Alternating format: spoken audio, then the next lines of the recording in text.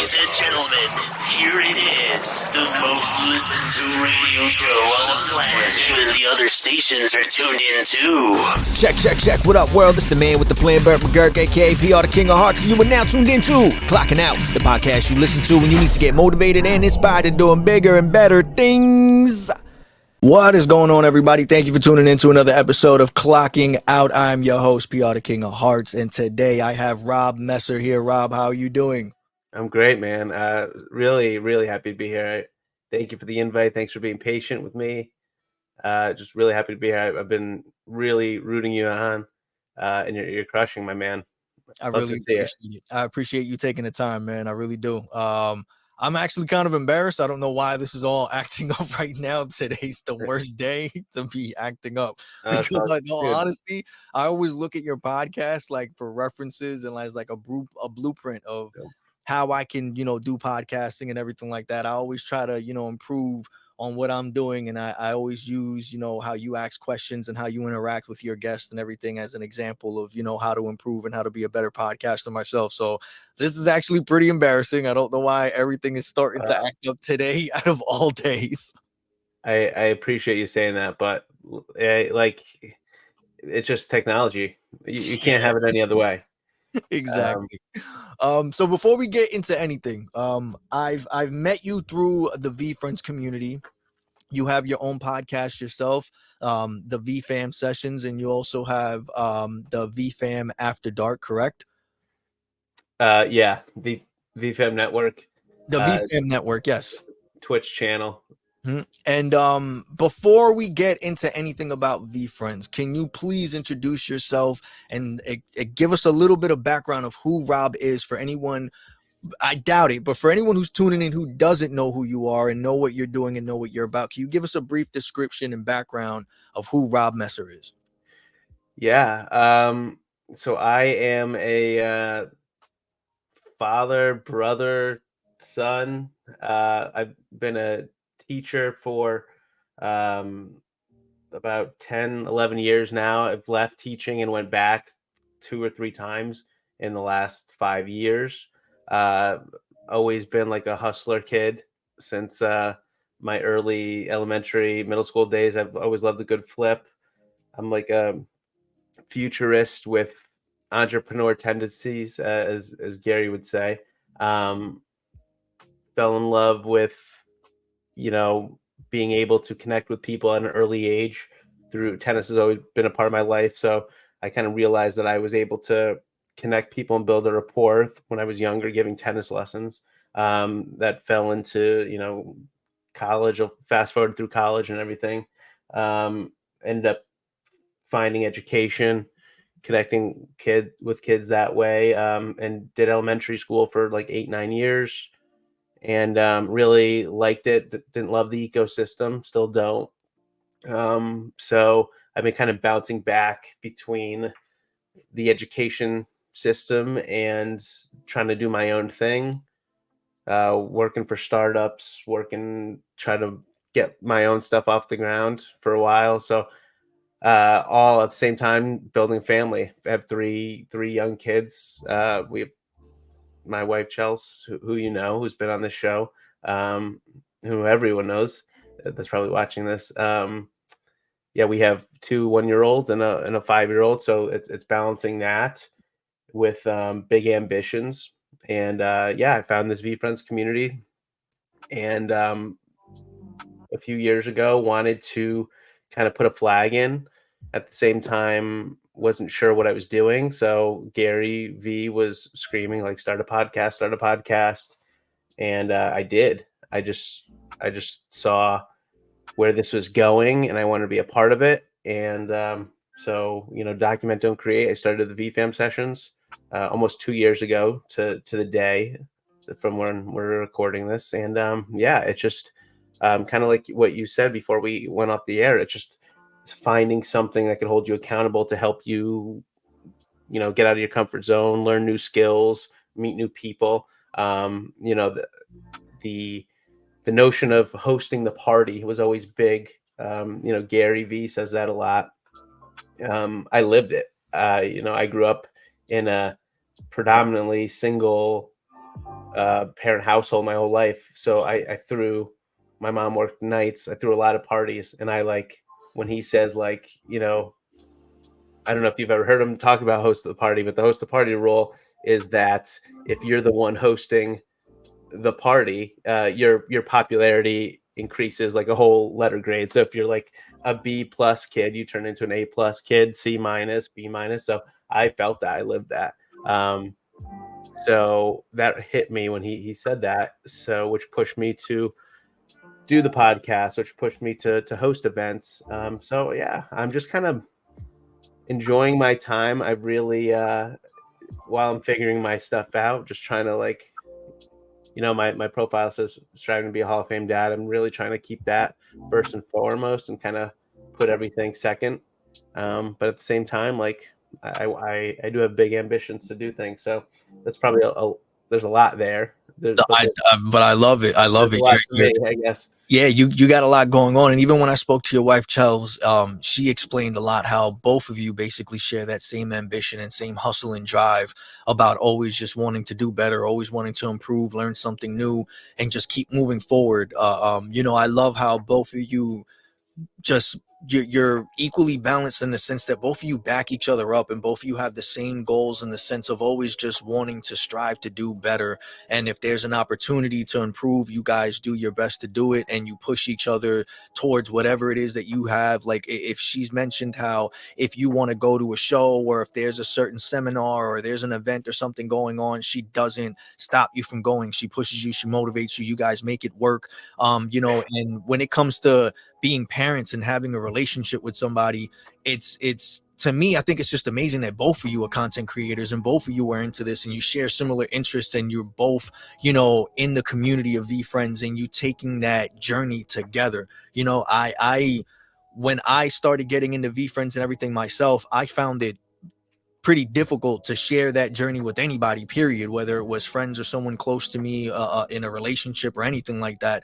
So when I found you guys and I saw that, you guys are actually a couple and you're married and, you have kids, and to see that you guys are doing all of that and still balancing the time to put in the effort of creating content and reaching out and being as active as you guys are in the community, I love that, which is why I wanted to really learn more about you guys so I can learn from your firsthand experiences and what made your bond so strong and how you guys are able to just, no matter what, you're able to find a common ground with each other, and what I want to ask you first is, can you share a little bit about your journey from being a teacher and how you went from teaching to becoming to starting your own podcast and being a host and a content creator? Like, how did that all come about? Because you mentioned how, you did teaching, but you jumped back and forth from it. Like, is there a specific reason for it? Like, were you falling in and out of love with it? Or when you teach, is it a specific,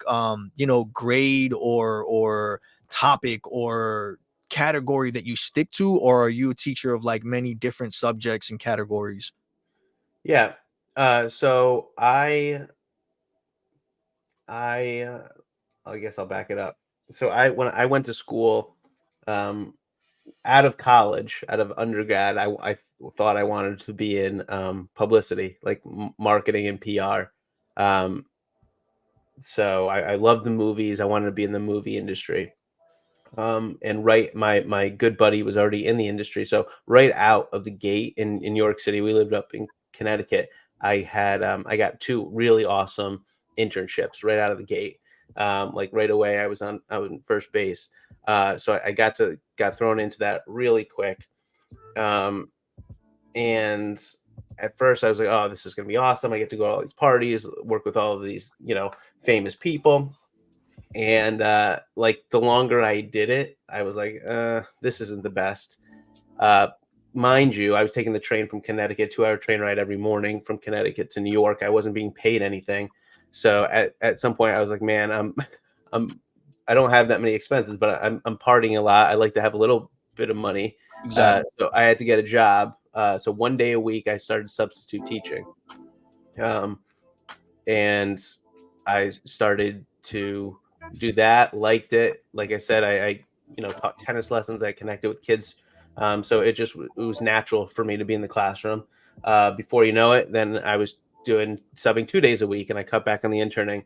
And before I knew it, I was subbing 5 times a week. I left the internships, went back to grad school for elementary education.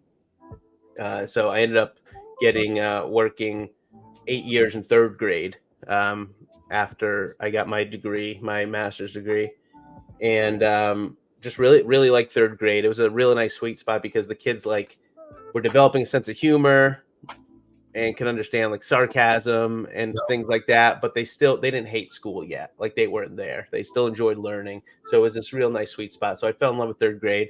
But the ecosystem is just the worst. And I have a lot of uh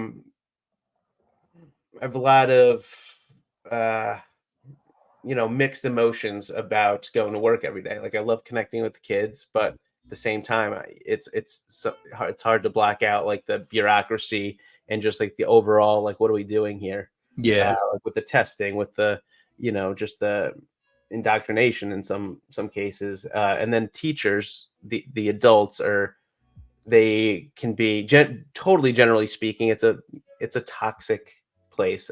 There's a lot of unhappy teachers there. They're caught up in the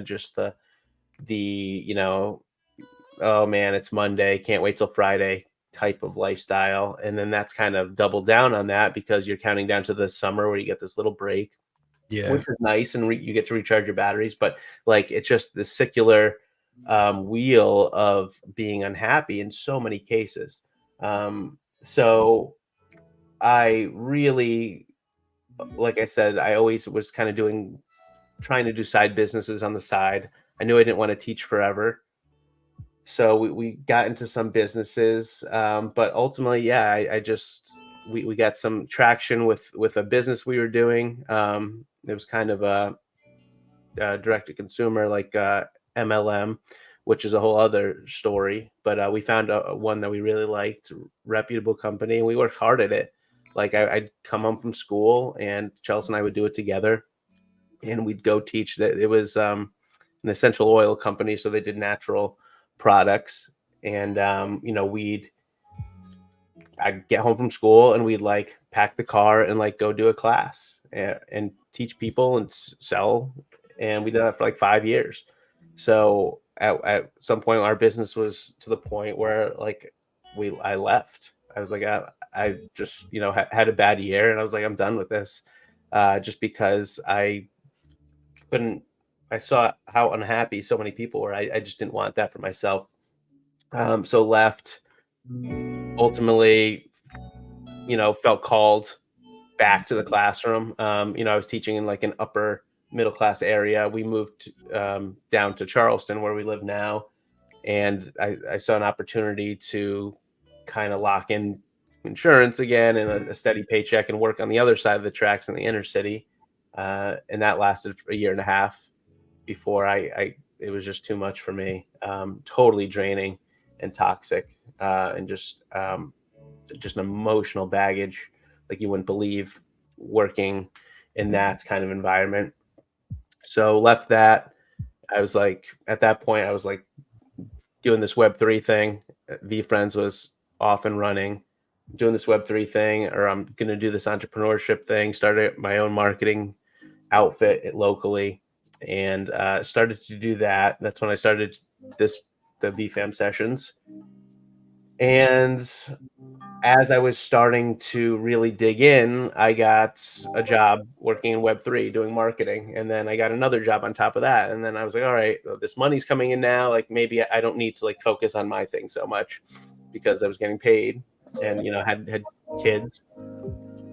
And eventually that dried up because that crazy bull market turned to a bear. So, first it was cutting back pay, and then I slipped away. So long story short, I, rather than hustling, at that point, because, I got bills, I got 3 kids. I was like, let me just go back to the comfort thing. I put on my comfort blanket on and went back to school for, my third round, which I'm in now, which I'm doing middle school, like tech classes, which I'm not like, I'll just say it right now. Like I'm just doing it for the money. Like I like connecting with the kids, but it's just a job and something that I'm like good at, comes natural to me, and you know, it is what it is. So when you say that you started getting into like hustling and doing your own like businesses and things like that, and then you got back into the comfort zone of going back to like a regular 9 to 5 job being a teacher,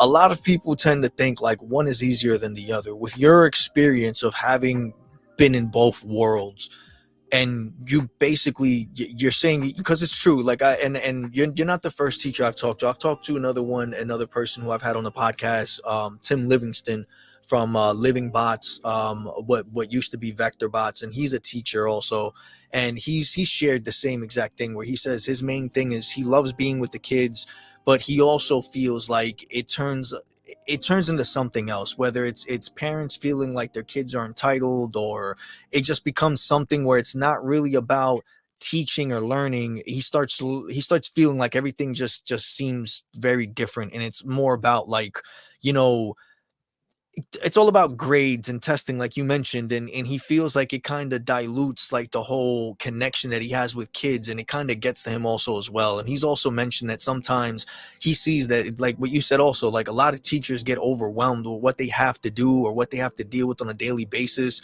or the lack of stuff that they have to be able to do their daily duties as a teacher, and help, guide kids, in the right path of learning the right thing that they need to do, and just showing them that there's more than one way of doing things. And it gets pretty frustrating because sometimes with the way things are now, a lot of people don't tend to look at it that way. They look at it, it's just go to school, take the test, get the grade, get out. And he tries to turn it into something more fun, more like memorable. Mm, But he says it like sometimes he feels like he's falling out of love with it, like the same reasons he got into it, he's starting to see that it's something that he can't really focus on anymore because of the way that the environment is in the teaching world. So he's also looking and also trying to like find his way out of that. And he mentions how sometimes he feels like he's stuck because of, it's just like anybody else with a regular job. We get stuck in the 9 to 5 loophole because of the fact that, we have bills, we have kids, and we have to worry about those things. And sometimes we put our passions and dreams on the back burner. But you're sitting here and you're finding ways to, no matter what, make it work, even if you have to bounce back and forth. But from your firsthand experience, what do you think is easier? Because sometimes when people hear like, oh, you have to have a side hustle, you have to start a business, and a lot of them tend to get overwhelmed just by the thought of the steps that they need to take to do that they don't even try to take those steps. So instead they just automatically go back to the comfort zone of, let me just go for a 9 to 5 job and collect a check, when it's to the point where, like you're mentioning, like it's really clear from your podcast and the way you speak and the way that you go about things that it shows. Your experience as a teacher shows, like your patience with people, the way you ask questions, the way you listen, the way that you execute things. And it's like you're saying now, like you go back and it's basically just to work and just to make sure that you're getting by. What do you think is more difficult for a person to do, to really find that thing to keep them going and deal with the regular 9 to 5? Or do you think it's more difficult to start a business and start a side hustle and stay more dedicated to that? Because you even mentioned like when you were younger, you liked, trying to, do your own thing and find your own way. So it seems like it's in you, it's in your DNA, it's mm. second nature to you. You know what I'm saying? Do you think it's easier to do that, or do you think it's easier to go the route of working a 9 to 5 and dealing with that, even though that it's something you kind of don't really feel like you have that real intention of wanting to do it that much anymore? Yeah, that's a good question, and it's very contextual to everyone's situation because like like when we had one kid, I was like, all right, fuck it. Like I could go out and flip and go to the Goodwill bins 4 days a week. And like, this is the number I need to hit on eBay sales. And then I'll do like something else. Maybe someone will, I'll get like a consulting gig. Maybe I'll get this, maybe I'll do some freelance writing. But we threw 2 more kids in like that. And we're living in a place where like in a bigger city, and prices are going crazy. So at that point, it was just like shit. Like you know, we bit off more than we could chew. Like I'm going back. So it's No, easier for don't me worry about to it. it's easier for me to know that okay, this is what's coming, and I can do the passion project for it to be the passion project rather than like I'm gonna do the passion project and we need to hit this amount of money. Um, because like our last year has been bananas, like absolutely bananas. So to do the passion project, to piecemeal all of these side hustles together when it's not a sure thing, plus to have the energy to do everything, and at in the household is is bananas. So in in 2023, 2024, like it has been like I'm just going to take the job, I'm going to make the most of it, and I'll have the energy. I can conserve this energy to really go at something that I want to build rather than just spreading myself super thin. But there's situations where like if you're skilled and you know you're talented, you can go out there and hunt and and you know crush it. And maybe I'll get there. Like I we're just talking to Chelsea the other day about like going at something for the second time around, but now I'm more thoughtful, learning from the mistakes the first time around, and maybe I'll do it. But I'm in a place where I just don't give a fuck. Like I'll I leave hear you. teaching. I'll leave teaching in whenever again. If it means I'm happier and we can do it. I'm just not going to leave prematurely uh, financially I like I get did you. last time, just because, all right, been there, done that. I hear you. And how has being a father and a husband influenced your work and your content creation process? To do it as efficiently as possible. I, and do you feel like it's because like I mentioned before, sometimes it's me, and when I record and everything like that, sometimes I overthink it. If it's not thinking about being a dad or a boyfriend or someone or a son or a brother or a friend, like I always overthink when it comes to creating content and putting myself out there, because I honestly, instead of me worrying about making a fool of myself and people judging me, I always worried about making a fool of myself or not presenting myself properly and having other people be embarrassed or overthink about letting people know that they're associated with me or that they know me. Like, you know what I mean? Like, I always think, like, if I do a podcast, like, I always try to keep it so separate from my personal life and my personal profiles and everything.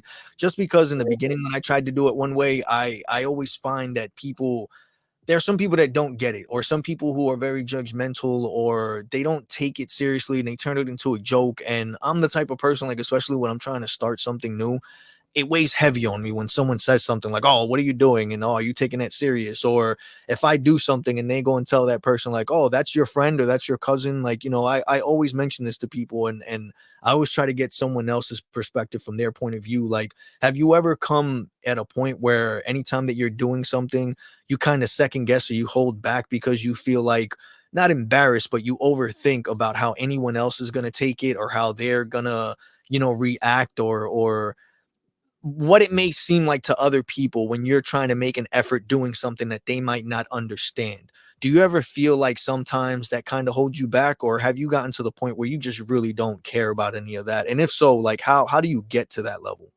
Yeah. So I totally get what you're saying because I used to live it all the time. It just it's been a while since I have cared. So the answer is no, I don't give a fuck anymore. I love it. Um, how did I get there? That's the more important question. So the turning point. So I mentioned that when I was uh we started a business, a direct selling business, which a lot of people jump into. It's known to be full of oil snake salesmen. People promise you like, oh, you're gonna have passive income the rest of your life. You 100%. sell these freaking, stretchy pants, and you're gonna be a millionaire.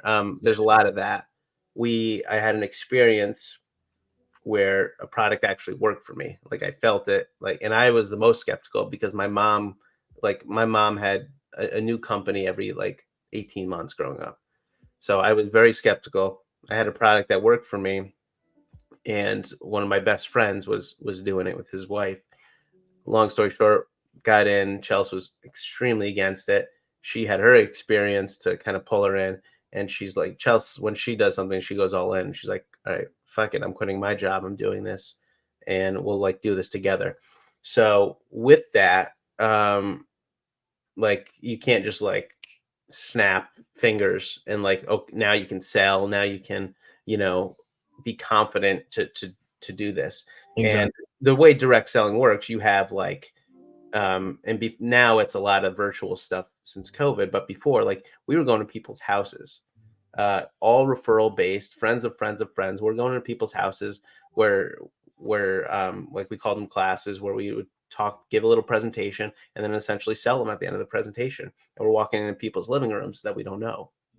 So there was a lot of personal development that went into that, and experiences where we were like, you just have to like hold your breath, snap your fingers, and like just break through that. But we did a lot. We did like Tony Robbins.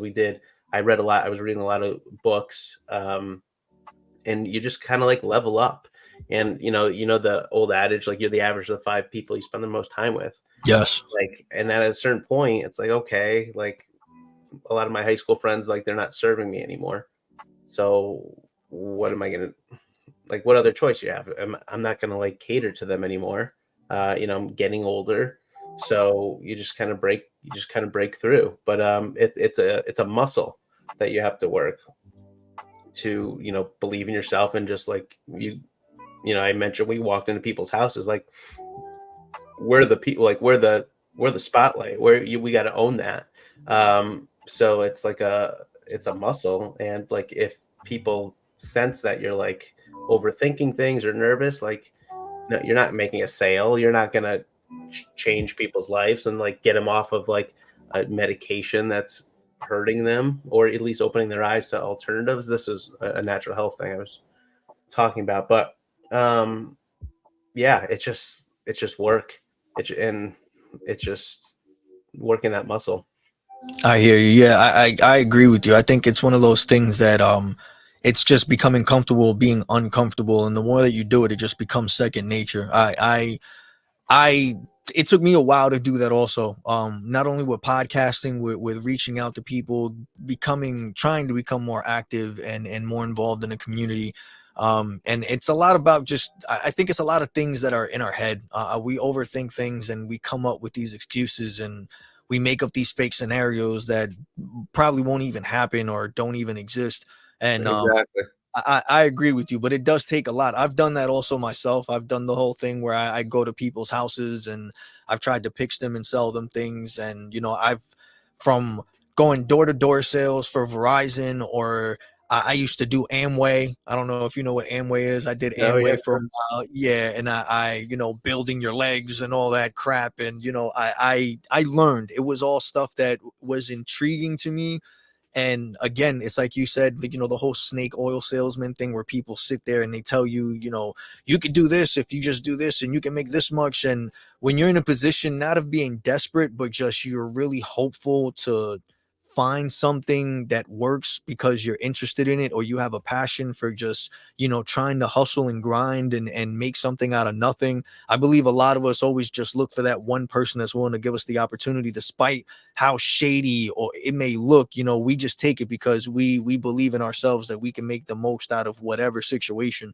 So I yeah, do understand where you're coming from when it comes to that. And you know after trying to start your businesses and having businesses that worked and learning from them and getting that hands-on experience and really putting your feet to the ground and putting in that work and those miles of putting those roads behind you of what you did and what you accomplished, how was it that you started leading up to doing podcasting and wanting to take that route? Like, what was your first thing that told you, besides for for Gary coming up, or was it Gary that mentioned it, and that was the first time you ever thought of it, or was it something that you kind of were thinking about before that, and it was just, you know, him saying that gave you that push, or, you know, how did that come up? What was the beginning stages of the Vee Fam Sessions?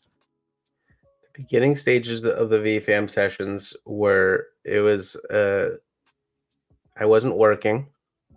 I'd left because I thought I was gonna make $1 million.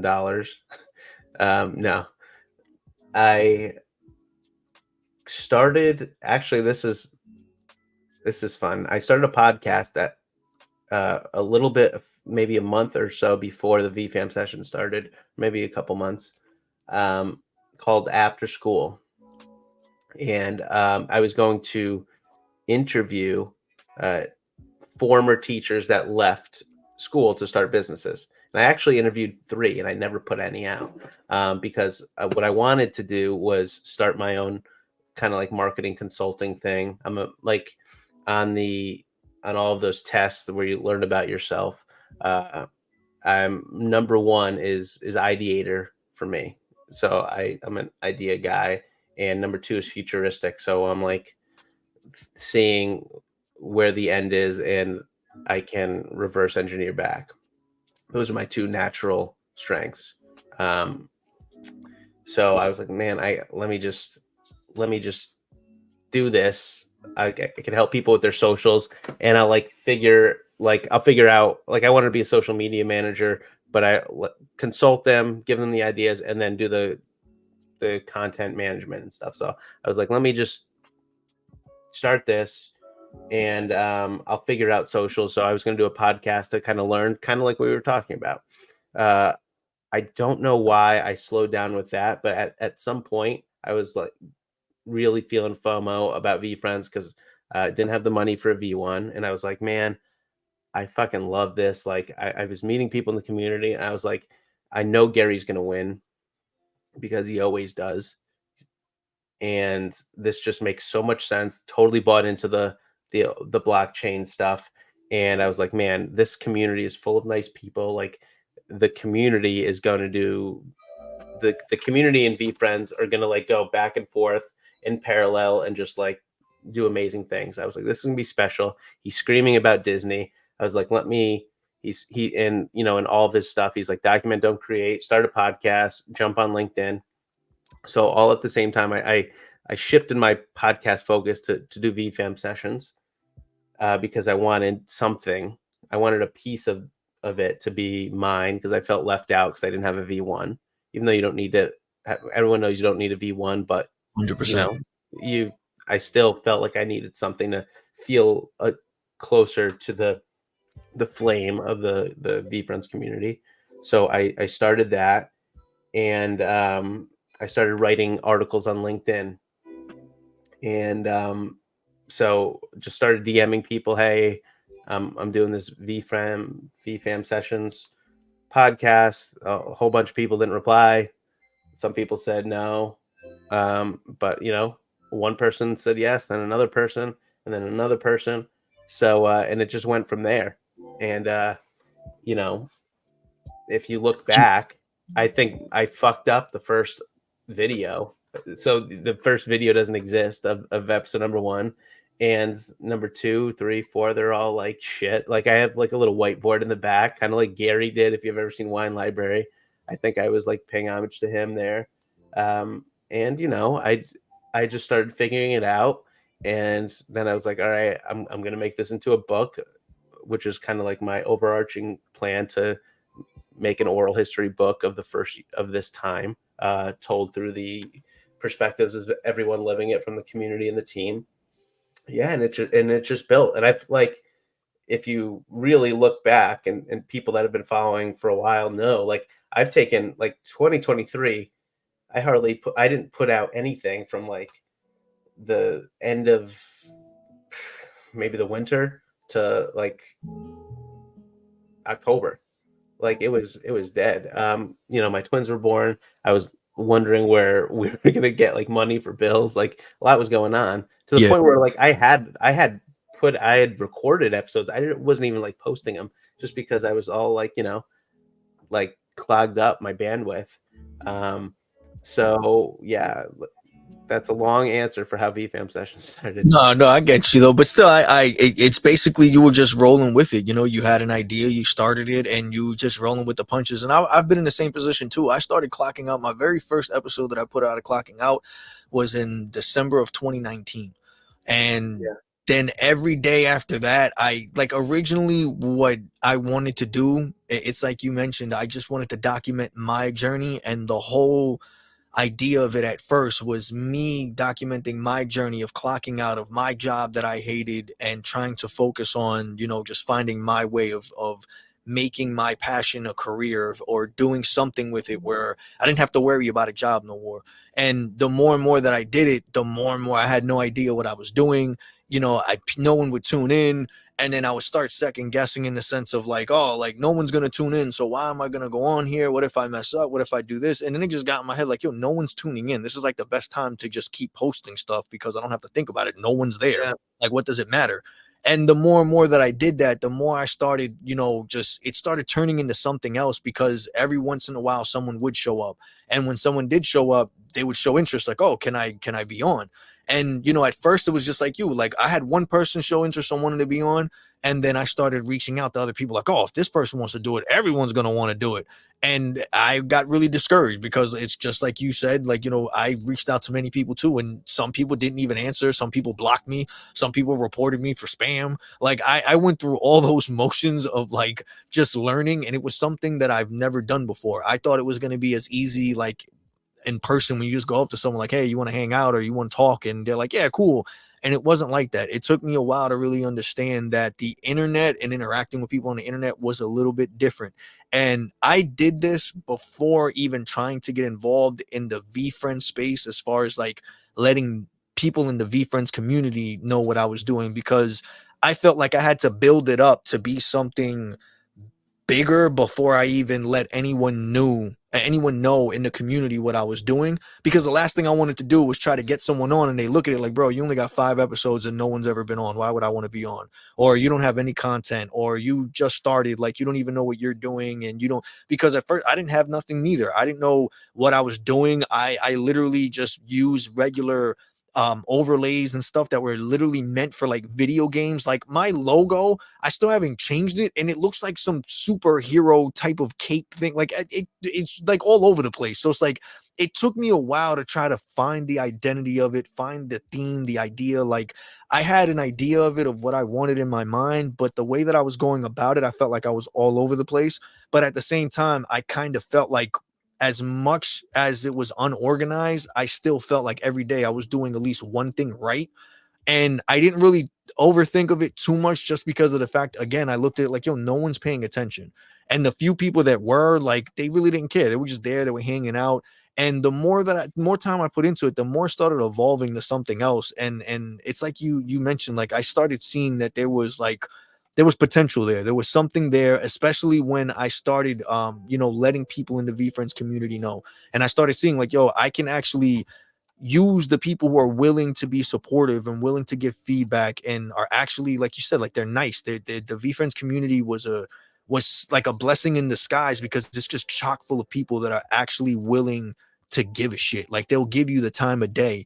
And sometimes you might not hear what you want to hear, but they're going to tell you what you need to hear in order to just either improve or to just get a wake up call, I guess. And like, yo, like there's some things you got to work on, you know. And I needed that, you know, because in the beginning there was a few people that, just to be nice, like, yeah, it's great, it's this, and then you know yourself when you're doing something right or wrong and you need to fix things. And Right. sometimes we don't like to admit it, and it does take another person to, like, you know, shed some light on it and tell us like, look, you got to kind of check yourself and fix this before you go any further, because it's not working out.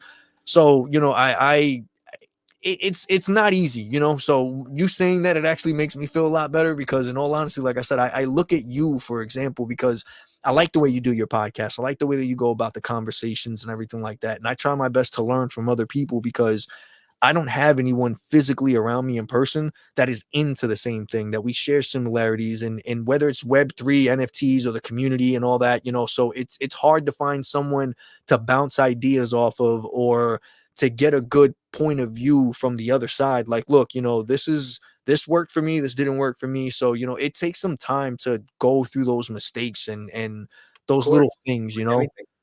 Yeah. So what approach of hosting different, like, well, what happened, like, or like what made you take the approach of hosting different versions of your podcast? Because you don't only just host in the sense of having a guest and asking them questions. You've done your trivia shows, you've done your dating shows where I've been a part of it also, which I love.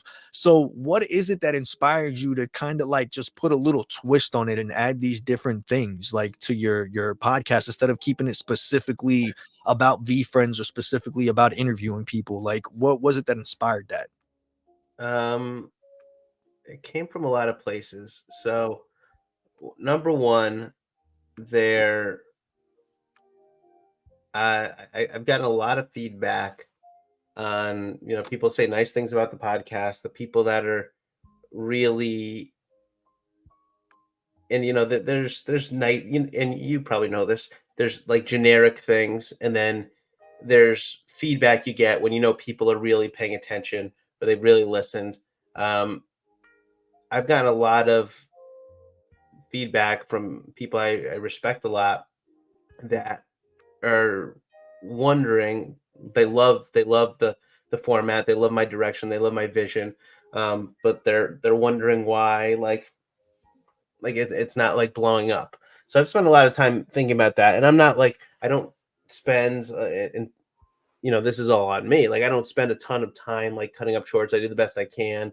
Um, you know, I've gone through the avenues of like trying to hire people out to like help me like bang out the 3 pieces of content a day, the whole thing. So I don't amplify it as much as possible, but at the same time, like we're still early. Like a lot of people don't know about Vee Friends, let alone the history, the very early history of Vee Friends. Uh-huh. So like it is what it is for now. Like I'm just documenting. Comma, there's an amazing group of people here, and they're attentive and they're engaged and they're amazing. And I was kind of looking at the landscape, and most of the programming, most of the shows are transactional, right? You have Fanatics Live, love Fanatics Live, but it's if there's nothing to be sold, that show wouldn't exist. Same 100%. thing for To the Moon. Same thing for Josh. And I was like looking for the white space, as Gary says a lot. And I was like, we're longing for something, for a place to go where you can be educated and entertained without someone asking you to put in a credit card. So Yes. I wanted to create that. And this whole notion of Vee Fam I just kind of ran with. And I was like, Gary was talking about Twitch a lot. I was like, let me just do it. And before I even thought too much about it, because if I thought too much about it, it wouldn't happen or just be put in the shelf with the 4,000 other things. So I 100%. started that, and then I was like, just went back to the basics. What do people like, and what do I like to do? And one of the greatest jobs I ever had was I worked at a tennis camp for 10 summers. I went summer camp I went to as a kid. One of the best tennis camps in the country, like people flying from all around the world, like NFL owners, daughters, huge brand, like I won't drop the name, but like huge brand owners, or founders, kids go there, like really nice camp. And one of the reasons that it was so successful was that we really focus on the social aspect just as much as the tennis during the day. So they do all their shit in the day, training, all of that bullshit. And then at night, like we'd have a movie night, we'd have a swim night with pizza. But it all built up to the end of the week where we had a dance night. Nice. These are 13, 14, 15-year-old kids. Like, Yeah, what they want to do. exactly. And at the beginning of before the dance night, the opening hour to before the dance night while the DJ was setting up was a dating game. And I hosted it for years. So like, the counselors and I, we'd have like our few beers in the dorm. This was in the dorms. We'd have a few beers and I'd go out there and just have a blast hosting the dating game for these, like, 13 to 18-year-old kids. So I was like, well, I could do that on stream again. So I just did it. I love And I was really blown away by how many people, first of all, answered like my survey where I asked them, like, for this being an internet thing. Yeah. Like, I was like, all right, people are down. And it was a blast. So, like, and part of me thinks every day, like, maybe I just do that full time. Yeah, I loved it. I'm gonna tell you right now, as a person who was a part of it, I loved it. I didn't expect any of the way that it went down, but it was surely creative. I sure took a lot of notes. I enjoyed it. It was the first time I was ever a part of something like that, and you know, one of the main reasons that I wanted to be a part of it was because it really sparked my curiosity. I've never, like, you always think of dating shows, and I thought of it in one way, but then the more and more I thought of it, I was like, all right, but how's he gonna do this on stream and live? Like, so I was curious. I was like, yo, the only way I'm really gonna learn is, one, if I tune in, and two, I might as well just get in there and get, one, I've never, like I said, I've never done that. And I was like, I'd break out of my comfort zone a little bit and put myself out there. And at the same time, it was just really fun.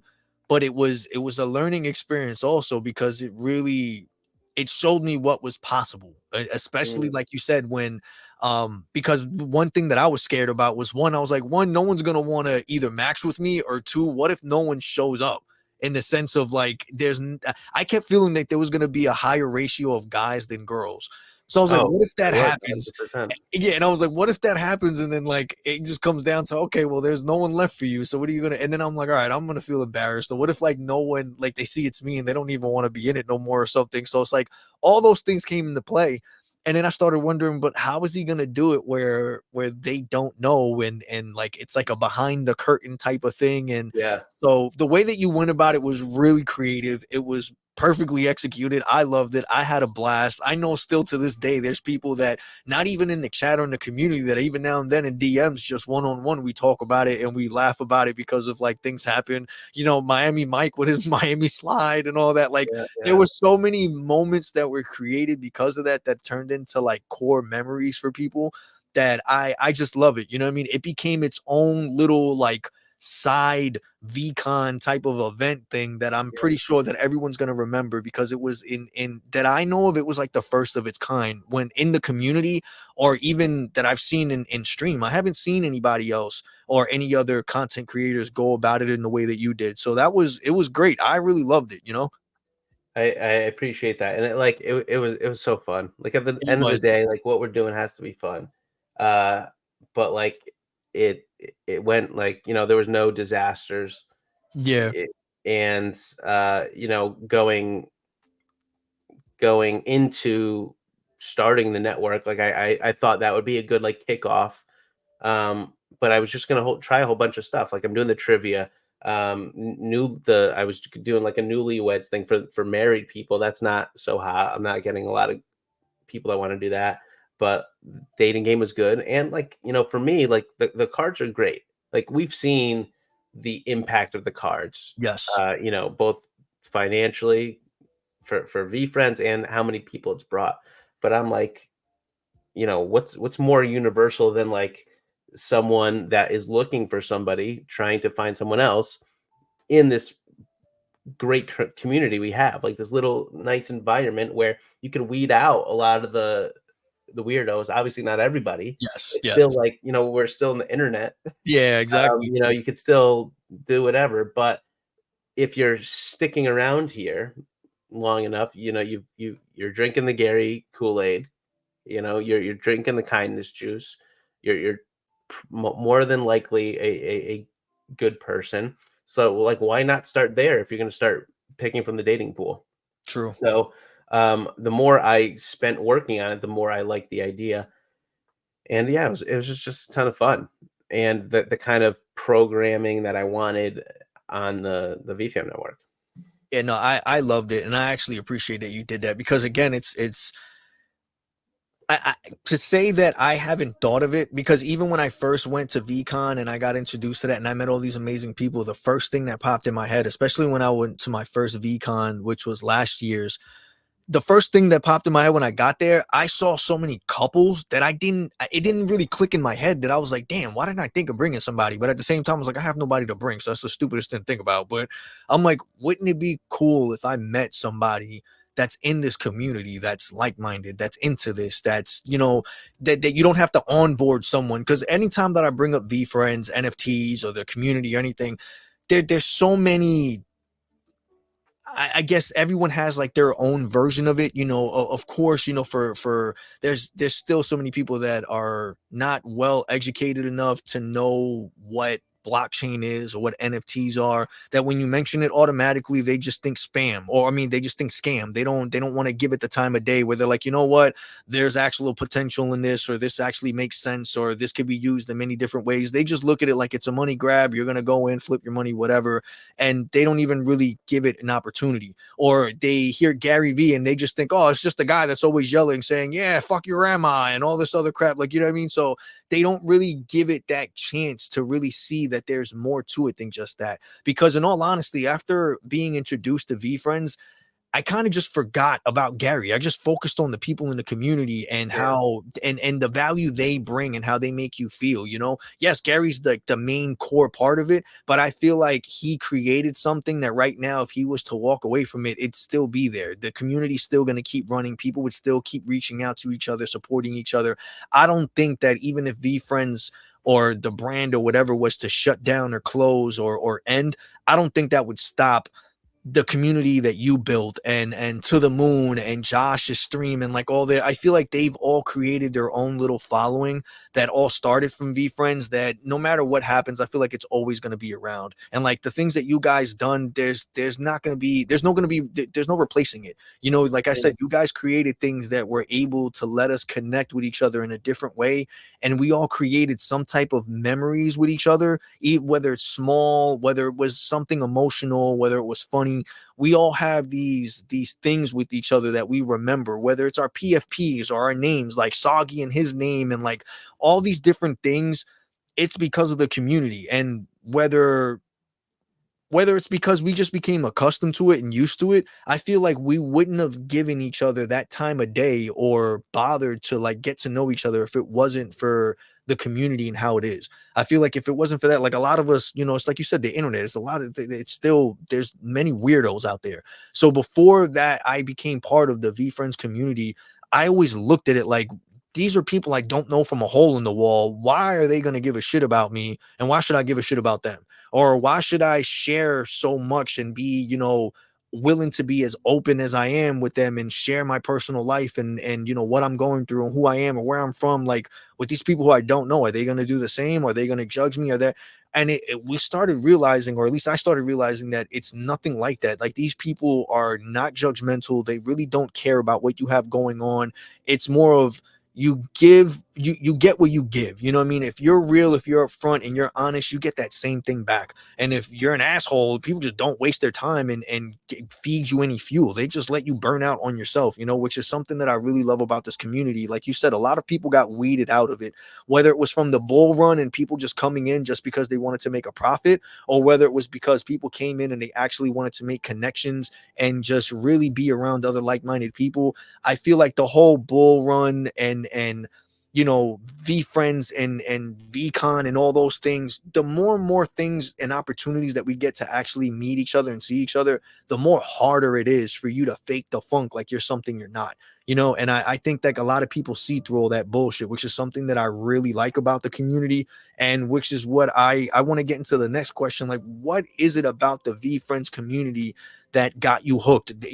Besides for Gary Vee and everything and the NFT and blockchain and stuff, what was it that really got you into it so much that made you want, like you said, you wanted your piece of it, you wanted to be part of it, you wanted to be in that journey and document your stuff? But what was it that made you really want to just focus on the Vee Fam network, or just make it Vee Friends anything, instead of just making it the Mercer Show or keeping your after school podcast? Like, what was it that really made you take that pivot to that direction? So I think early, yeah, it's a good question. So Gary, and you're exactly right. Like, Gary has the front face as being phased out, from being the guy for Vee Friends, more rapidly as we go. So, but like so many people here, especially in the early days, Gary was the one that got you in. I connected with the vision. I listened I'm a listener, regardless of what Chell says. I I listen, I listen a lot. I can work on my listening in some situations, but it was very clear what he was saying. I'm building this stuff out. This is going to be my Disney, and I'm going to build out these characters. I saw that as an educator. I saw that as a parent. And the more things started to happen, he's famous for saying, like, watch what I do, not what I say. And just what he was doing, like more light bulbs are going off on that side. And in the community standpoint, it was predominantly Discord, which I didn't go in a lot. There was just a lot there. Yeah. There's a lot there. I would go in for giveaways and stuff. But, when Spaces started, so there was a lot of generosity happening, though, in the Discord. And when Spaces started, Jeremy, and I don't think, I try to give him flowers whenever I can. I don't think Jeremy gets enough credit for what he did. He, from the get, started being the guy documenting Vee Friends. And we would learn everything through Jeremy's. He would break things down. He would, whether it be technical things from the blockchain or just Vee Friends, or like connect pieces for us, helping onboard people. He did a fantastic job. So he was like him and others, but he in my eyes stood out as the guy. I agree. Just the person that, he was the bar for how you should talk to people, which worked for me because I'm a soft spoken. I think of myself as a nice guy, whatever. So like I was just attracted to it. And I didn't really have, like I said, I couldn't afford a V1. So I didn't have skin in the game. I didn't overpay for anything. I was just there watching, learning, and enjoying what was happening.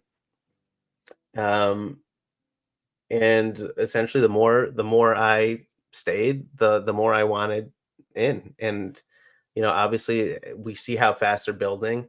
I just wanted to document. And, yeah, I'm still doing it. And I just see the vision, and I just see where it's going, and I know how it's going. I know how bad the world needs it. Yeah. I know how bad the world needs these characters to lean on and to be put on a pedestal. We talk about kids all the time, and I think we talk about couples. I think in 10 years we're going to look up, and all of the adults we see in the community are going to be from their kids consuming the content. 100%. Parents are going to be there just by association. 100%. That's what the Vee Fam is going to be made up of predominantly. But I just believe in the messaging. So yeah, I just got more conviction by the day. Give or take a few roller coasters of just not being able to give it any time. No, I hear you. And I was the same way too when it came to the Discord and everything. I used to be in there 24/7 when it first started, and then it just slowly, not even slowly, that's a lie. It very quickly became very overwhelming. There was always way too much going on in there. And it just got to the point where if you weren't upset that you missed the giveaway and an opportunity to get something, you would feel bad because you wouldn't be able to show up for everyone and everything that they were doing. And it was just way too much information or too much going on at once that I literally backed off. I used to get really bad anxiety. I would wake up and the first thing I would do is check the Discord and read and just scroll through all the stuff that I missed the day before because I was scared that I was going to miss something that was like really important, like related to the Vee Friends community or something. And I didn't want to be the guy that was either the last to know know or the one who missed out. So I agree with you on that when it comes to the Discord thing, that I don't even go in there no more. The spaces, Jeremy and what he was doing with spaces and 1:37 p.m. and all those stuff and the POAPs and everything that they were doing really inspired me. I when I first got into their spaces and I started better understanding what was going on and the possibilities of what you could create and what people can do and how they can connect through that, I started trying it out myself also. So if it wasn't for Jeremy, I wouldn't have been inspired to do that myself, honestly. So I agree with you that too. I really feel like Jeremy doesn't get enough credit. I feel like he was the first one who did a lot of things in the beginning of when the community was still premature and we were just growing and starting. And he was like a good example, like you said, of someone who literally in the beginning he wasn't getting paid for nothing. He was doing a lot of stuff for free, everything for free mostly. And with that, he was still talking to everybody as if he was getting paid for it. And that's one thing that I really admired about him, that he always spoke with respect. He always gave you the time. He never rushed you because, he finished talking to someone for 3 hours and then you were next up, and he wouldn't rush you. He would sit there and be patient with you and everything. And that was something that I wanted to be able to do that. I wanted to be able not to be bothered or feel stressed or feel rushed. And it's even like I said, I see your podcast also as well, and the way that you go about things. I get inspired by that because I've never really had that around in my life personally, in the real world. So that I was slowly being introduced to that through the Vee Friends community and seeing that existed. That was a real big thing to me, honestly. Could you When I got Jeremy on the podcast, Jeremy was number 7 on Vee Fam Sessions. Mhm. Thinking back, I don't think I was more excited for any other person to say yes than when Jeremy was going to be number 7, just because I knew how much of a fixture he was in this whole beginning era, and I was just so pumped that he was going to be on. So would you say that's a memorable moment of your journey in this podcast, I mean, of podcasting? And also, could you share another memorable moment of the Vee Friends, of your experience in the Vee Friends community? As far as my podcast, or as far as From both. If you could share one of your memorable moments in the beginning stages of your podcasting, as well as a memorable moment of being a part of the Vee Friends community. Yeah, I mean, the getting him was cool, I think. And I said this a couple times, but when Tyler Dowdle, and shout out to T Dowds, when Tyler Dowdle, who at the time was running the social media manager for them, he was the first one on the team to say yes, which was huge because that was the first time where it was like, all right, it's this guy from the community not talking to the community, like he's crossing over to talk about the team, or to the team about this thing that we're doing. So that kind of gave me a little street credit. And then at some point, and I don't think I talked about this, but at some point I mentioned that Gary was screaming, do the podcast, write on LinkedIn, and I did both. So I wrote a couple LinkedIn articles, and not even many, like 2 or 3. But one was why Web3 was a perfect place for teachers to get a job, because I was a former teacher looking for a job. So I wrote a decent article and used it as just something that people would look at when I was applying for jobs, to know that I could put a couple sentences together. And I don't remember how, but Ezra, who now works for Vee Friends, he was at 1:37 p.m. Yes. Ezra put me on, and he got me what I thought was an interview at 1:37 p.m. with the NFT editor at the time, Erica Lee. Set up a meeting, and I met Ezra in person at NFT NYC when I popped in for a hot second, and just to put in some FaceTime. And I thought I was going for an interview, and it was like, okay, you can you can write for 137 now as a freelance. And I was like, holy shit. Nice. So now I got to like brand myself as a 137 guy. I got to do some interviews, cool interviews, and do things there. But from that point on, I was just looked at differently. That's how, and in comes my Web3 jobs. And once you get one, you do the other. Oh, you're 1:37 p.m. So I was like I was in the club, so to speak. Yep. Even though I wasn't there full time. So that was a huge moment. Now I'm 137 and I'm doing this Vee Friends podcast. So people, I imagine that people just looked at me differently. So that was a huge moment. And then when Andy came on, Andy said yes. Andy did an AMA, and you know, I said, "Do you want to come on?" He said yes, and you know, that was big. And you know, all through the time, I imagined that in the background, I'm not scratching for alpha. I don't give a fuck what the treasure chest is going to be. Like, you know what I mean? I'm just documenting this thing. I'm trying to be myself and get them to be comfortable too. 100%. And these guys work super hard. Like they're trying to get a little spotlight too, like everyone, like and get acknowledgement. Yeah. So, you know, why not? You know, that whole Vayner ecosystem, like they work really hard. Yes, they do. And we just kind of expect all this shit to come out, like all these collabs, but like it takes a ton of work. Yes. Like, a ton of work. And it was a very small team for a long time, and it still is a very small team, and they're doing big things. So I think, you know, I think they appreciate the acknowledgement and is part of the story.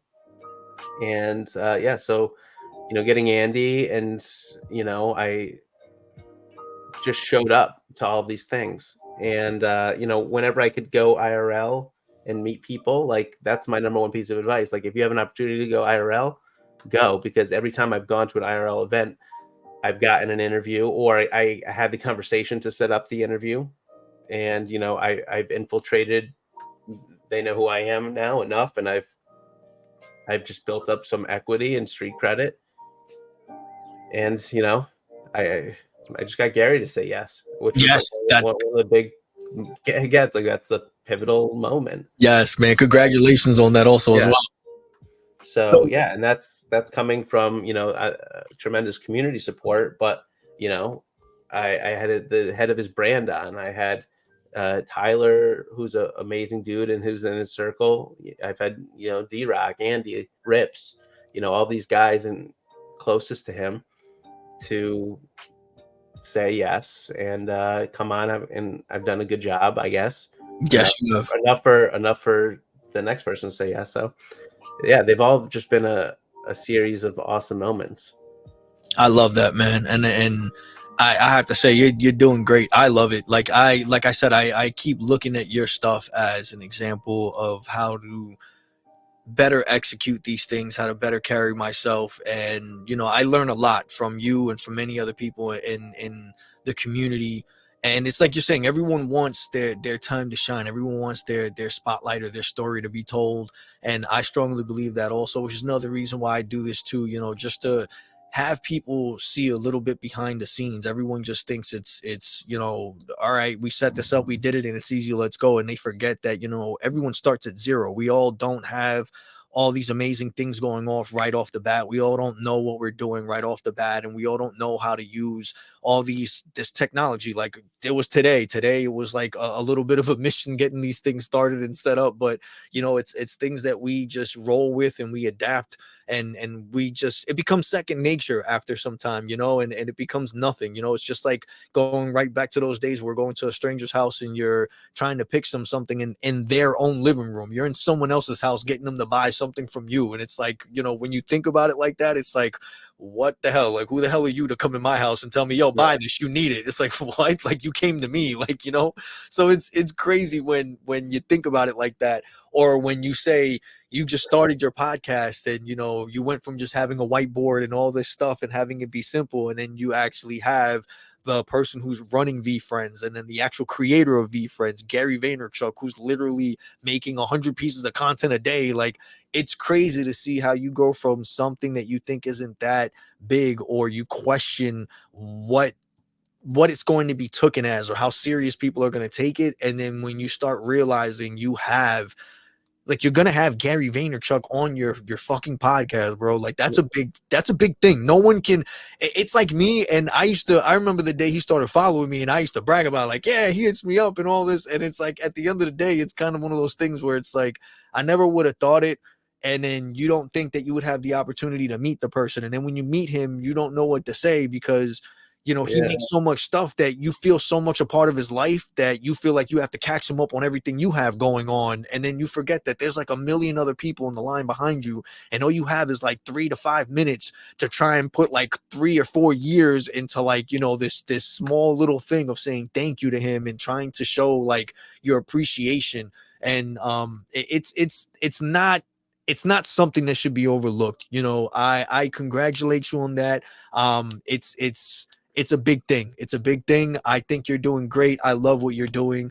And it's not easy, man, especially when you're being a teacher. So you got to deal with kids every day, and you never know how kids are going to act, especially nowadays. Or you have to deal with their parents, or, just with the way that society is, and Lord knows what's going on, or, people having their differences and speaking out loud, whether it's being posted online or whether it's being said out loud to each other in person. And you have to adapt to all that, and you have to stay neutral. And it's hard to do that, especially when you have your own point of views and your own reasons for doing things.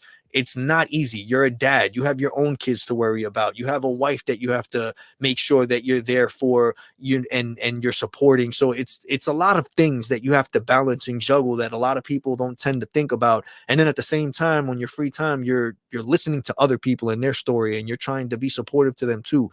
So it's not easy. It's not something that's overlooked.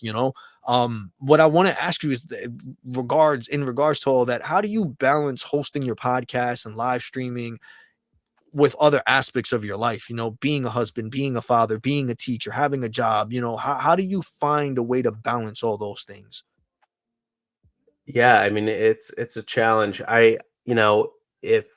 If Chelsea is not who she is, I'm not able to do it, at least as smoothly as possible. She is a rock star mom. She's a rock star wife, and when I'm doing a podcast, like, and it's the kids aren't down, and most of the time they're not down, like, she's wrangling, doing whatever she can so the noise is down, like little stuff like that, just being supportive. So, like, that's first and foremost. um she is a huge part of the process behind the scenes. So um there's that. And after that, it's just prioritizing. It's just prioritizing, like, just making Vee Fam Sessions a priority.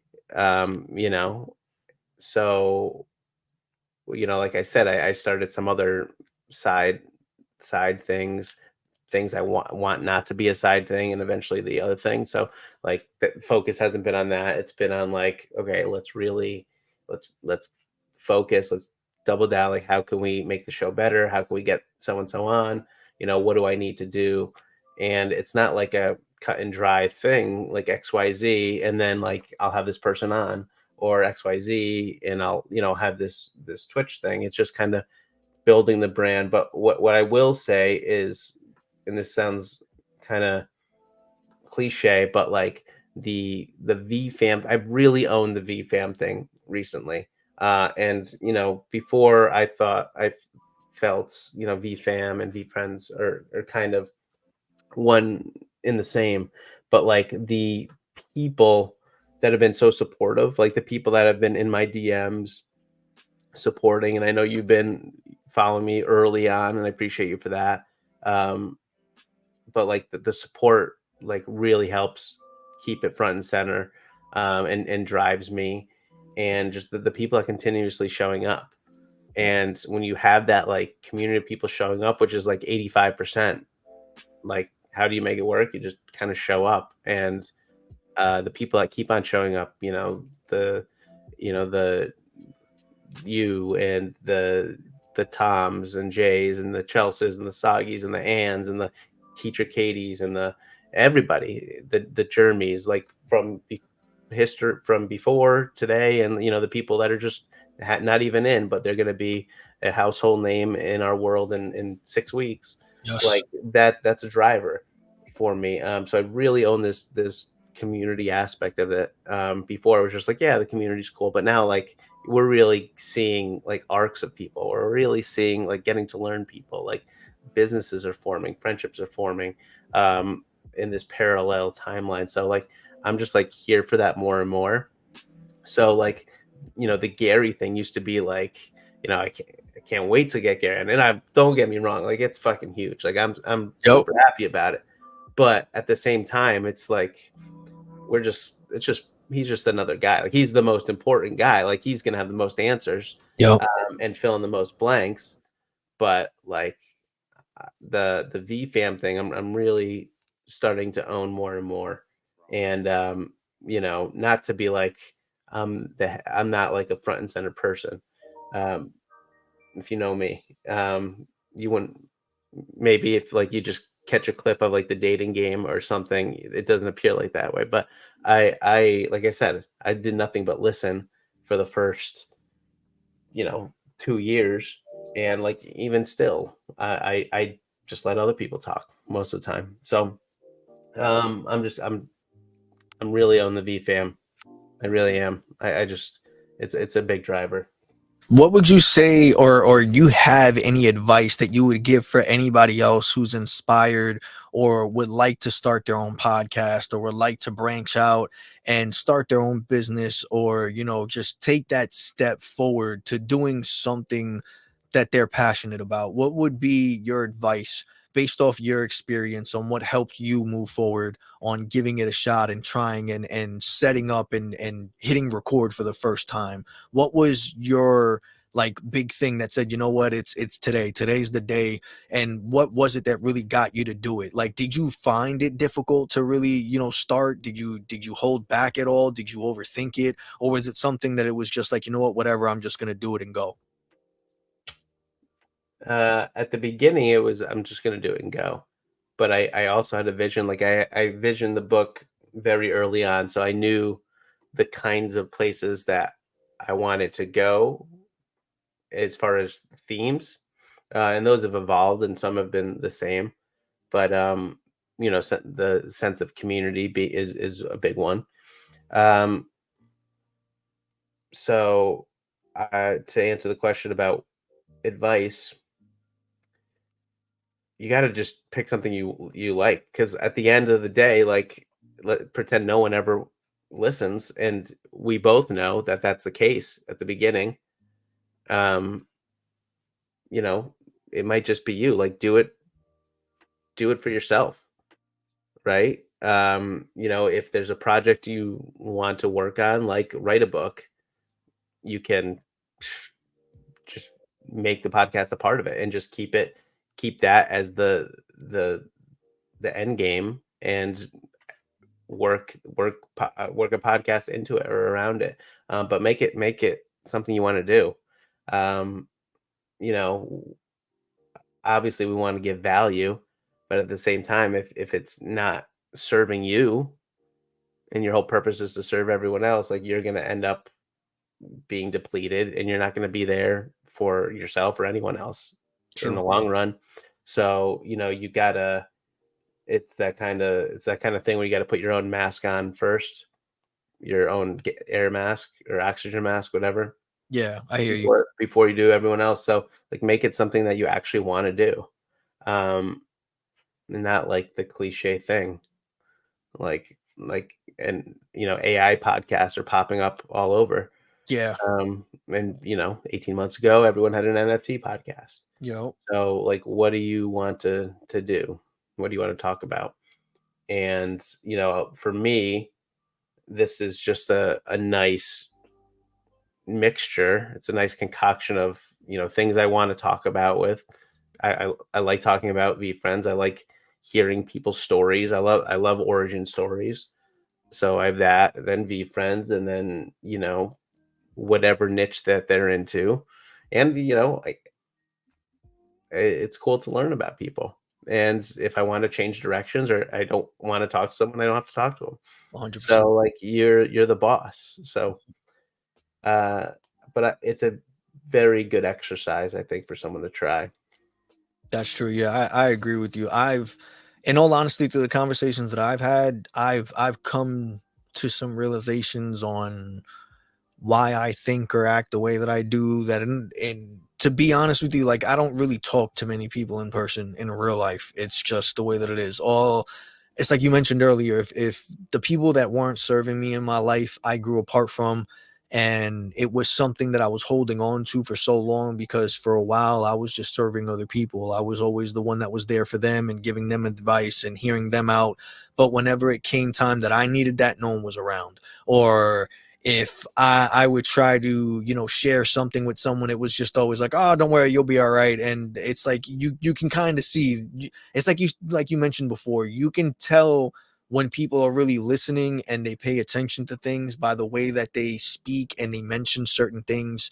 And you can also tell the people that really just don't care and aren't paying attention and are just yes men. They're just like, yeah, yeah, yeah, you got this. All right, cool. It's nice, whatever. And really, they don't care.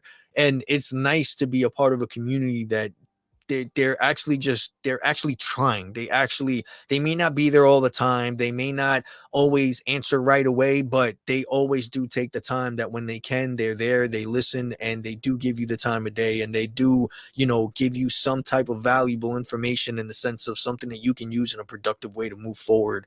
And I know that it's hard to find those people, or hard to be patient with people in the sense of giving them the time to actually express themselves in that way. So I agree with you in that it takes, finding those people, and also making sure it's something that you want to do, and not just doing it to do it because you feel like, you're going to get a certain reaction. Because at the end of the day, when you don't get what you're expecting, it's very disappointing.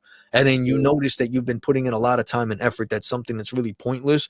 And sometimes if you don't notice that right away and you don't change that, you end up stuck wasting a lot of time and energy on something that's going nowhere. And then you're left regretting stuff, and you start blaming someone else when really it's on you. You didn't take the time to really self-analyze and tell yourself, like, well, why are you doing this? What's your why? What's motivating you? What's keeping you here? And what's your real goal out of all this? So the fact that you're actually interested in that, and it shows. Like, I don't think anyone would go through the hassle of putting together a trivia show, or a dating show, or setting out forms and hitting people up and following up with it, if it wasn't something they actually really cared about. So I know where you're coming from that. Also, it's something that it shows in your work, and how you present yourself.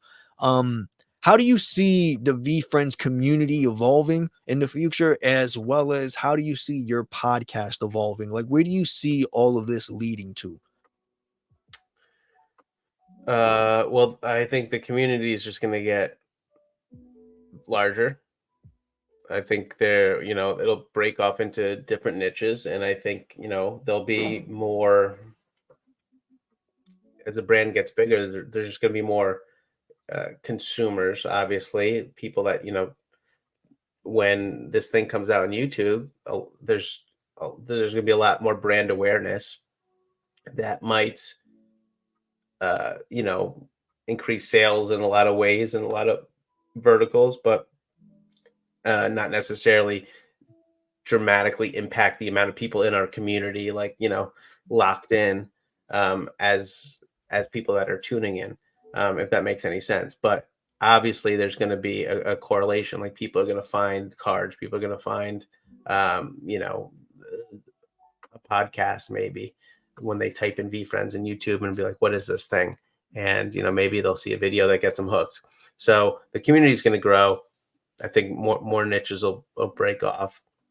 As far as the podcast, yeah, I'm trying to, in a way, diversify by doing more fun things. I think now I'm in kind of an experimental mode to see kind of what works, what people like, because I have I have 3 dozen ideas of like shows that I would love to do, but at the same time, it's like it does take a lot of work to put together a good show. And I'm not in the business of like just saying, okay, we're talking about whatever tonight and having it be like not worth people's time. People tune in, I want to be prepared.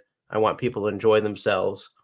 So as far as how it's evolving, I'm not sure what the the programming is on the network, but the Vee Fam Sessions, Vee Fam Network brand, I want to have more, kinds of content that show the community, that highlight the community, versus just the way it does in the podcast. I hear you.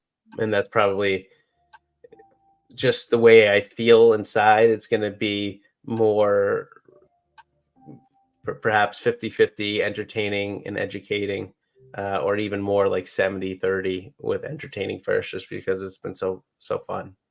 I hear you. And you mentioned community. What role do you think the community plays in the success of the content that you're creating for your podcast and yourself? What role does the community play? I mean, if the community doesn't the community doesn't tune in, then it's just there to take up gigs I on hear a you. on a server. I hear you. So,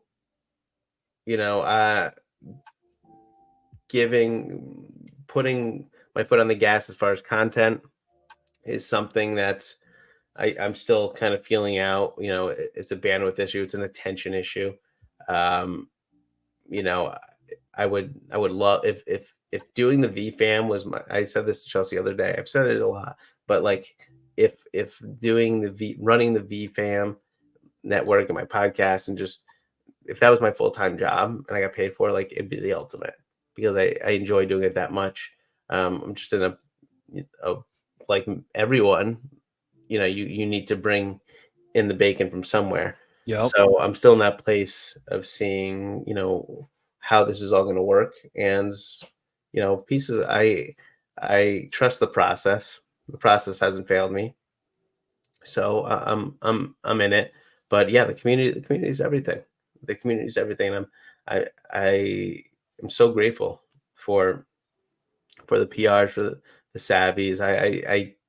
I'm hesitant to start listing names because I there's so many and I don't want to leave anyone out, but in general, it's going back to the start of podcast thing. It's like, what better place to start a podcast with a group of people that are so supportive. And 100%. if they're not, like, they just kind of get sick of it, like, call it a cult and move on. Getcha.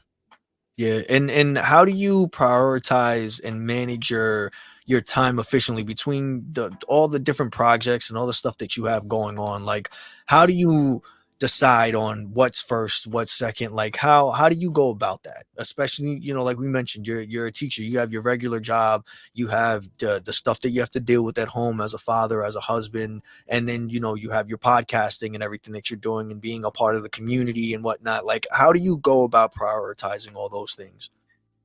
Yeah, I don't know if I'm the best. I don't know if I'm the textbook answer for this, but I just do like whatever is the most important at the time, to be honest. Like, I'm not the best at like finances and budgeting, and if it gets the end of the month and I'm like, oh shit, like we need to pull in $1,600 right now, or $200 or whatever. I'm like, all right, let's get to eBay, let's start hustling, so that becomes a priority.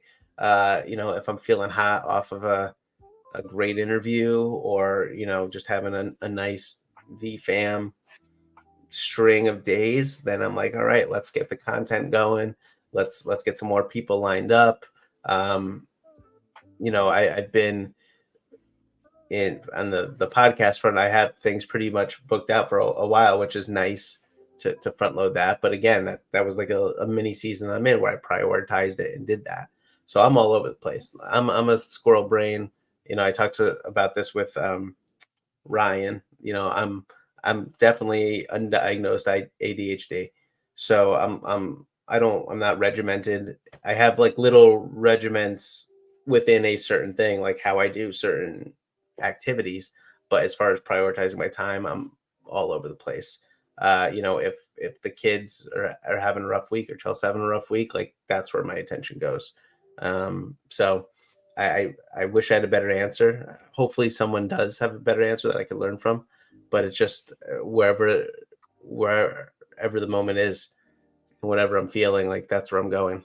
No, I hear you. I think that's a lot of us. I think a lot of us are like that, especially a lot of creative people. I think we're all scatterbrained, and we have like a million ideas a second, and we want to do everything and take over the world all at once. So it does get pretty hard to prioritize what we're gonna do first. Especially when you got so much ambition of wanting to do things, and then you want to do it the right way, and you want to give everyone the proper respect and their time, and so I agree with you. It is kind of difficult to balance it, but I think that's what a lot of people, I think we just take whatever comes, and we take it one thing at a time, and we try our best. That's all we could do, is just do our best, and go with the flow of things and try to Yeah. adapt the best we can along the way. So before we get out of here, and I want to be respectful of your time. I know you're a dad, I know you're a husband. It's a Monday, so I know you got a lot of stuff to do, and I'm pretty sure Charles is probably going crazy mad at me because I stole you away for so long. But I wanted to ask you, what are some key lessons that you've learned from your experience, from not only starting your own businesses and being a teacher, and all the conversations you had on the podcast and creating your own stuff and doing your content, but also being a husband, being a father, and the combination of all that together? What are some key things that you feel have helped you either adapt or grow as a person, as a content creator, as a businessman, as a husband? What are some things that you feel are key to your development and evolving as a person, that you feel has come from all of these experiences? That's a lot. That's a lot there. Well, let me start from the top down. We are had a lot of unexpected deaths in my life. My stepbrother uh, dropped dead at 17 with a heart thing. My sister's longtime boyfriend had a tragic accident where he was killed. Uh, my dad went in for surgery and never came out. So my framework of like life is short. Life is like, so to like spend time doing anything that like and that goes back to the teaching thing, like to spend like investing so much precious time when not doing something that you really care about for any amount of time, like has made less and less sense to me as I get older. Um, so like that has been a huge framework. Like change your if you're not happy, change your circumstances, because like any day could be your last. Like any moment could be your last. So that's the truth. And that's kind of like my underlying way I like to think and make decisions. As far as other lessons, try try not to make the same mistake twice. Like I hear you. like you talk to a lot of smart people. It's like, all right, you make a mistake once. Like I make a lot of mistakes multiple times in different ways, and I'm like, oh shit, like I did that again. So try to learn from your mistakes. I need to listen to if you are someone that has a significant other, they're usually um, very wise. Anyone listening to this is probably smart and picked someone that is very sensible to be your significant other, and you pick them for a reason. So listen to them. That's a lesson. And just, I mean, this is kind of piggybacking my first answer, but just like spend, and maybe a theme of everything we're talking about, just do what you want to do. Like, and Gary preaches all this all the time. Like we're living this internet age. Like just do what you want to do, and we see people doing it. Like people are fucking hanging out every night, just watching people pull cards. Um, like it's fun. It's like what they want to be doing. And if you can't do that, like go flip something, or I'm just thinking about me, but like there's so much opportunity, and you just kind of need to figure out what that is. And sometimes it's hard to figure out what you want to, what you are into, or what you should be doing. Like it's really fucking hard. I work at it all the time. Like, I'm still figuring shit out, but like I just spend more time doing things that make me feel good and slash that I want to do than not. If that makes any sense. And we'll figure it out. But yeah, life is short. I agree with you. That's the lesson. I agree with you. Well, I wanted to say thank you, Rob. I really appreciate you taking the time to stop by and to share your story, and to just basically, for what you're doing. I really enjoy what you're doing with the podcast. I really, really love the trivias. I'm really looking forward to the next dating show. If you're going to have one, you got to let me know. There'll be another. But I love all that. Before we get out of here, is there anything that you're working on right now, or anything that you have coming up besides, of course, the Gary Vaynerchuk interview? Which do you have a day for that yet, or is that after VCon, pre-VCon, or? It's gonna be post VCon. No dates are locked in, but we'll get it across the finish line. When Do you have anything else that you're working on right now that you want to share and you want to let us know about? Man, Are you allowed to tell us anything? No, I'm hesitating because it would blow your mind to know all of the ideas and the amount of things I ideate on, excuse me, that on a daily basis, not even like a weekly basis, but like my mind is always going, and I'm always like have things ready to pull the trigger on. So I'm gonna right now I'm gonna say no, but I feel like this summer you might be seeing a new podcast from me.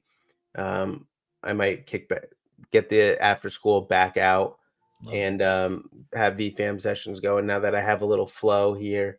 And then as I figure out more of a flow with the Vee Fam network and how that's going to work from a logistic standpoint, I'm gonna pick up another podcast too. So that's what I'll share right now. But yeah, like I said, I'm very, very Vee Fam heavy right now. And that's kind of be the theme for 2024, and continuing to talk to people in the community and just hear document their stories. But listen, like you're doing a fantastic job. I appreciate that. You're doing it, man. Like just showing up is the thing. Forget the logo. Like I don't even know what's back here. I don't.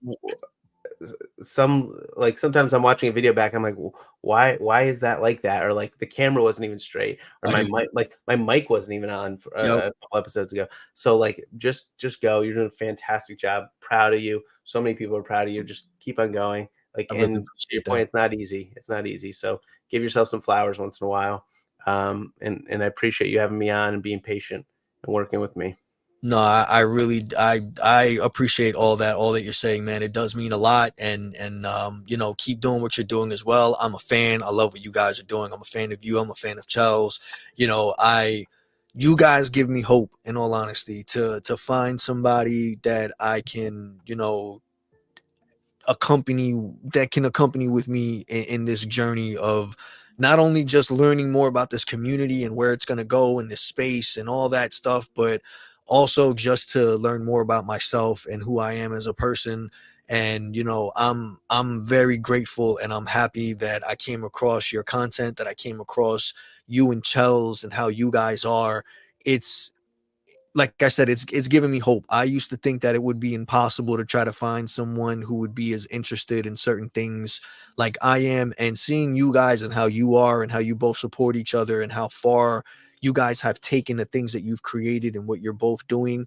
It's inspiring, and it keeps me hopeful. So I want to say thank you to you guys for being as open as you are about your relationship and what you're doing, and always sharing and always being willing to talk to people and give your time, without a moment's hesitation. It really does mean a lot. I know many other people feel the same way too. Everyone in the community just loves you guys. You're doing great. I love what you're doing with your podcast and just everything in general, man. I'm a fan. And just thank you. Thank you for coming on and giving me the time of day, man. I really appreciate it. I appreciate you, Pierre. Thank you. Thank you, everybody who tuned in. The chat. I didn't want to get yes. Thanks, Sog. Thanks, Soggy. Thanks, Chels, for coming in, Bro Fit. Thank you, Naksho. Thank you. Who else? We got Tab Fro. Thank you, everybody who came in and showed some love. I really appreciate it. This has been Clocking Out. I'm Pierre, the King of Hearts. This is Rob Messer. And I love y'all. Stay safe, and I'll see you on the next one. Peace.